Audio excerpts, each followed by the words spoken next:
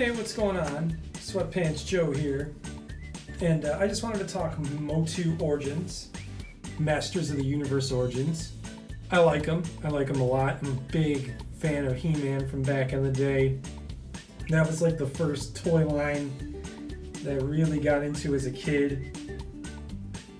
I'm 40 years old. I'm buying He-Man figures again as an adult, and I don't care. I love it. I have some gripes about this line and these figures, but they're very minor. Overall, these figures are very cool. As you can see, I've got the first couple of waves, and I want to talk about my issues. Okay, so here we have He-Man. Overall, he's very similar to the original He-Man, but as you can see, he's got a new head, modern colors, modern plastic. Everything's modern articulation. For the most part, he's cool. I have a gripe about the build quality of the accessory, though. I'm going to try to zoom in on his armor. And as you can see right there, you see it's peeling a little bit. Now, I thought, like, when I first noticed that, I was like, oh no, how did that happen? Because it only happened like a couple weeks after owning the figure. I was like, wait a minute. Try to get this straight. I was like, wait a minute, what is going on? But then I went to the store, picked up another He-Man. As you can see, he's still in the packaging. And the same peeling is on that armor. Actually, I have to move him back a little bit, get him more in the light so you can see it. So, and it was like that on literally every He-Man in the store, and it drove me nuts. So, that is just how He-Man is built. He has peeling on the armor, so I feel like later on down the line, the armor is going to just peel apart, like that top layer, and then it's going to lose its pop, it's going to lose its color, and I don't know how I feel about that right away. It's just something to think about when it comes to these He-Man figures. Now, these are inexpensive figures. They are not meant to be collectible. They are meant for kids to play with. So that's why I don't really think it matters. It's not like I paid $50 for this figure. I paid $15. They're inexpensive. They're supposed to be played with. So it's not like you're breaking the bank on these figures and they're coming up cheap like that. But it's just a little gripe. Just a little. Here's Evil Lynn. And the reason why I bring up Evil Lynn is because you see how I have her arm bent like that? Now, I wish I would have done this on camera, but look.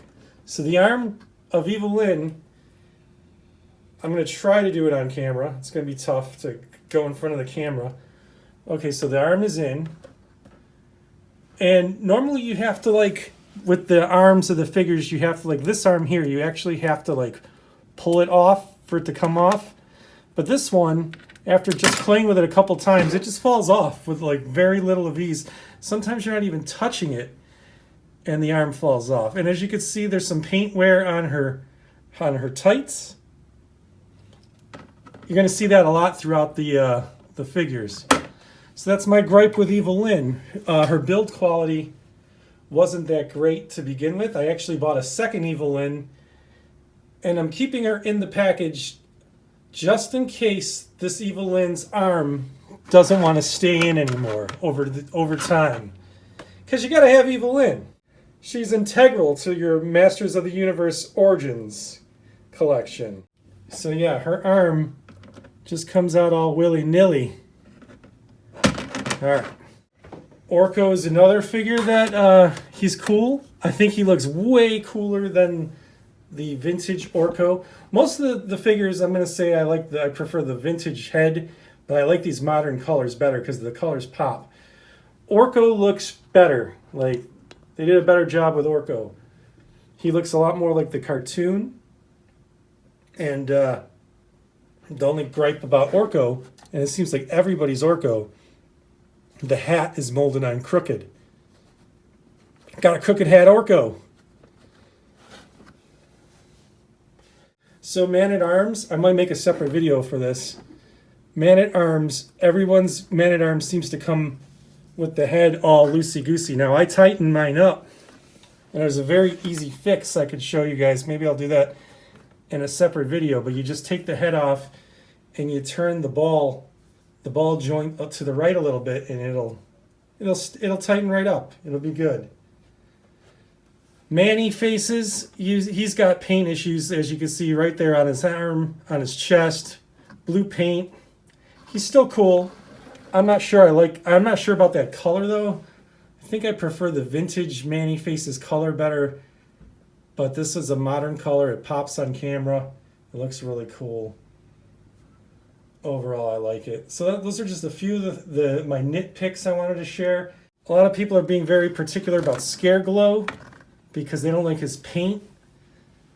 But I never had the original Scare Glow as a kid, so I have nothing to base him on. Overall, I think he looks badass. My Beastman figure, I wanna say, so the armbands, when I got my Beastman, one of them came defective. It was missing the hole to put the peg through. Mattel just sent me another Beastman figure, so that was cool of them. I tweeted at them, sent them a photo. They sent me another Beastman right away, so I got an extra Beastman, so I'm pretty cool about that. Overall, I love these figures. These are really cool. They're not perfect. Like I said, I pointed out the flaws, but those are such minor flaws. These are still cool figures. I really, really enjoy collecting these. Now, another gripe I have, I didn't find a single one of these in the store. I had to buy them all online. Okay, so that's not 100% true. But the original figure... Okay, let me go back. So, I originally bought the figures online because you can't find them in the stores. I had to check Walmart pretty much every day until they were in stock. And one by one, two by two, they'd pop up in stock and I'd quickly order it and I would get it in stock. After I had the initial collection, I went back and I got a He-Man and a Skeletor and an Evil Lyn in box. Sky Sled, forget it. I had to pay more. I had to pay a premium for Sky Sled on Macari. But I got it. I didn't pay too much over the cost of retail plus shipping, so I'm not going to complain about it. But I am going to complain the fact that I never saw it in the store. In my local Walmart, I saw 2 He-Mans one time. That was it. One time I saw 2 figures. That was at my local store in Burbank. Panorama City store, I found a couple He-Man and Skeletors, so I was able to pick them up there. Trapjaw, I don't hate his face. I think the green is really cool. It kind of washes out the facial details. But I like it, and it pops on camera, and it looks really cool. So I dig this Trapjaw. Trapjaw's dope. I like him. Trapjaw, you're all right in my book. Manny faces, I think I kind of preferred the vintage color. He was more of a flesh tone to this bright orange. I think I prefer the vintage monster face too, because this one, like that green, just kind of washes out the face. But his human face and his robot face look very much in line with the vintage figure. And last but certainly not least, we'll talk Skeletor. This face is all right. I prefer the vintage, but I don't hate this face. I like this face more than I like the new He-Man's face. That's for sure. I'm not crazy about the red eyes. I think, I don't know. I'm not crazy about them. I like the mouth being open, but he kind of looks like he could have been a little more menacing. Like he's just kind of, like, I get it. He's kind of laughing. The red eyes kind of remind me of this guy. I don't know if you have this guy. This is a Zolo Worlds Realms of the Underworlds figure. It's based on a Remco Savage Beast figure, but kind of reminds me of that with the red eyes. Got that going on for him. Overall, I dig these figures a lot. These figures are really cool. They're not perfect, but they're not they're not deal breakers. Everything I listed, I just wanted to warn you guys, because you see a lot of guys on YouTube, they're like, oh, these are the greatest figures ever. I don't want you to be disappointed. I want you to know ahead of time what you're getting yourself into. That being said, these figures are great if you have kids and you want to teach them about He-Man and have them play with He-Man. Get these figures, because they're not going to break the bank. Very affordable, they're very inexpensive, and you can't go wrong. And if you're just like me, who's just like a single guy and he likes to collect action figures and you love He-Man, these are cool for that too. They're very cheap. I'm also getting into the Super 7. I know I'm late to the game, but I'm getting into the Super 7 figures. Just the as seen on TV figures, the Filmation inspired figures. These are a lot more expensive than these. These are probably like twice as much as these. So, you want a nice cheap entry point to get in on Masters of the Universe collecting, by all means, get these figures. They're cool, and I really enjoy them. Thank you guys for watching, and I'll see you on the next video.